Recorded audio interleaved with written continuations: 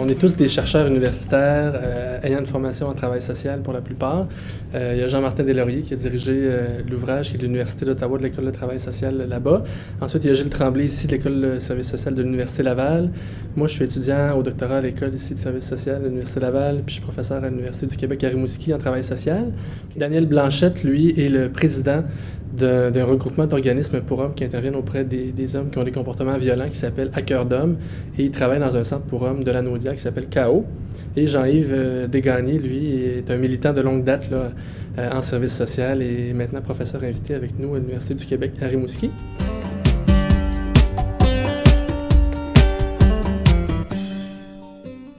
Et c'est une équipe de recherche donc, qui existe depuis 2007. Et c'est un projet qu'on avait toujours eu à cœur parce qu'il n'y en avait pas de livre comme ça dans la francophonie. Un ouvrage de référence sur les hommes, sur comment comprendre les hommes puis comment intervenir auprès d'eux. C'est vraiment un livre, là, je pense, qui tombe à point en 2010 maintenant, en 2011. Parce que je pense qu'en termes de compréhension ou d'intérêt social, c'est vraiment rendu un intérêt populaire aussi. C'est important de faire le point sur la situation des hommes, particulièrement au Québec. Souvent, quand on parle des hommes, c'est d'une façon négative. Quand des drames ont lieu, des drames conjugaux suivis de suicide ou des conduites à risque, les hommes peuvent, oui, vivre des problèmes, mais en même temps qu'il y a des solutions, il y a des projets qui existent, des façons de travailler spécifiques auprès des hommes, mais aussi de comprendre la situation des hommes. Alors qu'il y a une vingtaine d'années, de se demander qu'est-ce qui fait qu'un homme a des comportements violents, c'était un peu interprété comme si on voulait justifier ses gestes. On a une préface de M. Boris Cyrulnik qui dit même, qui qualifie ce livre-là de nécessaire. Là.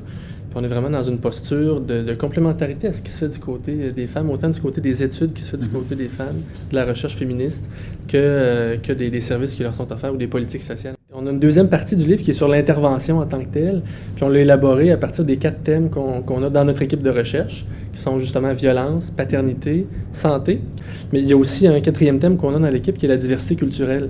Donc là, on s'intéresse vraiment à comment on peut intervenir auprès des différents modèles d'hommes. Il y a un chapitre justement de Valérie Roy qui est une professeure en travail social ici à l'Université Laval, qui s'intéresse à comment être femme puis intervenir auprès des hommes. Est-ce qu'il y a des enjeux particuliers? Donc elle propose des résultats, des pistes de réflexion intéressantes.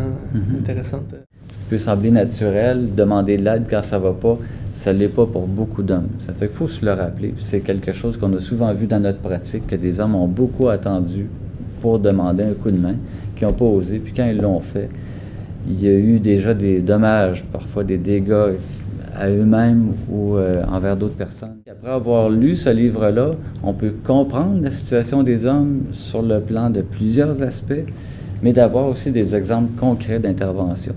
Et ce qui rend un équilibre qui est peu courant dans ce type d'ouvrage-là entre les connaissances théoriques et les connaissances pratiques, les exemples d'intervention, de solutions.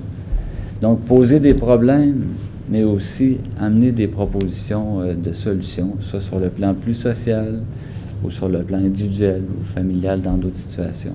Moi, ce que je constate, c'est qu'il y a vraiment une place pour un discours intéressant, puis intéressé, progressiste sur les hommes au Québec. Puis il était temps que ça arrive, ça, ce discours-là. Puis je pense que ce livre-là vient contribuer à ça. C'est une pierre de plus pour dire, ben, il y a un espace pour ça, mais on a aussi la nécessité ou le devoir, après ça, de la prendre, cette place-là, de formuler des discours intéressants, de proposer des modèles intéressants d'hommes, pas tout à travers ce livre-là, mais je pense que socialement, on est rendu là. J'ai l'impression que ce livre-là témoigne un peu de ça, de cette évolution sociale-là, puis la nécessité de prendre une place comme homme, mais une place intéressante aussi. Tout à fait.